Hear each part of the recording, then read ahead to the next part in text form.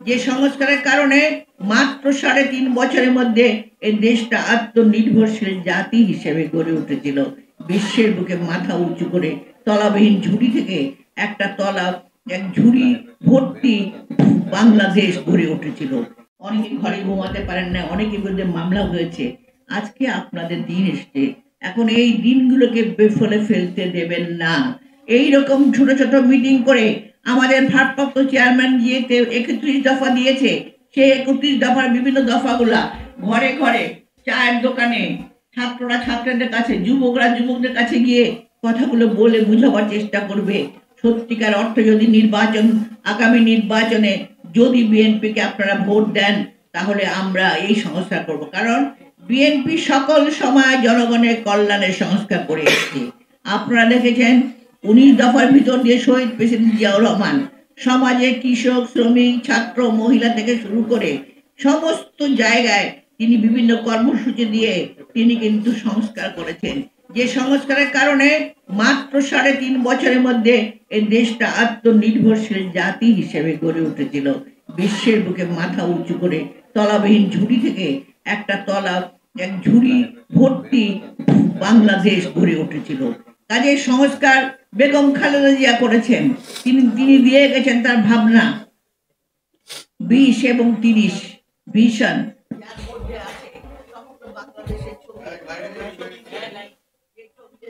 ধারা দিয়ে তিনি চিন্তা করেছিলেন আগামী দিনে চালাবেন, কিন্তু ষড়যন্ত্রকারীরা তাকে আর সেই সুযোগ দেয় নাই। তারপরেও তিনি আপোষ করেন নাই, তিনি এখনো মাথা নত করেন নাই। তিনি জেলে বসে মিথ্যা মামলায় বিনা চিকিৎসায় ঢুকেছেন।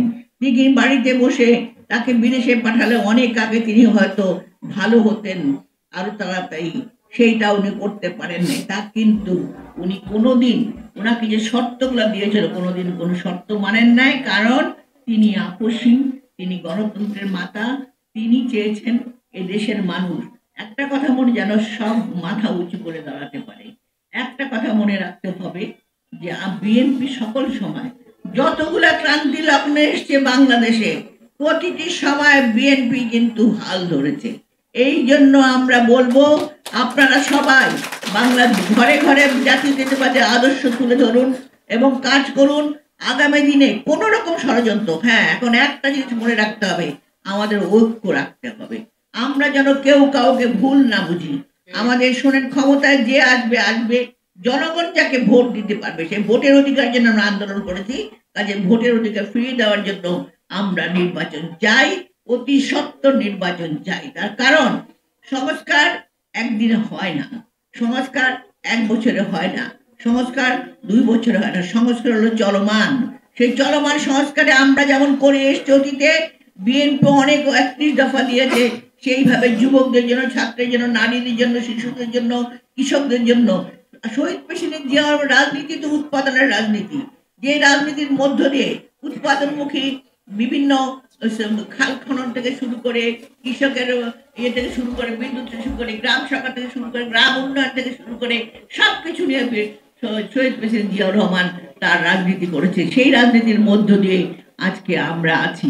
কাজে আমাদের বুঝতে হবে আমরা যেন আমাদের আদর্শকে ভালোবাসি। আমি এখন এখানে শিশু কিশোর যারা আছেন, যারা এই প্রতিযোগিতায় আজকে পুরস্কার পেয়েছে, তাদেরকে আমি অভিনন্দন জানাই। যারা পায় নাই তারা আগামীতে পাবে ইনশাল্লাহ। তোমরা শহীদ প্রেসিডেন্ট জিয়াউর রহমানের জীবনীটা পড়তে হবে তোমাদের, তার বিভিন্ন কর্মকাণ্ড সম্বন্ধে আমাদের আলোচনা করতে হবে। আমার মনে করে ছোট ছোট এইভাবে ইয়ে করে আপনাদের কমলগুলিকে আমি বলবো শিশুদেরকে বোঝানো, শেখানো, এবং আগামী দিনে আরো অনেক রকম উৎসাহ নিয়ে আপনারা আসবেন এবং অনেক রকম প্রতিযোগিতায় আপনারা অংশগ্রহণ করবেন। আমি সবাইকে ধন্যবাদ দিয়ে আজকে কমলগুলি আমাকে এখানে আহ্বান করার জন্য আমি কমলগুলিকে ধন্যবাদ জানাচ্ছি। আশা করি তারা এইভাবে তাদের কাজ চালিয়ে যাবে।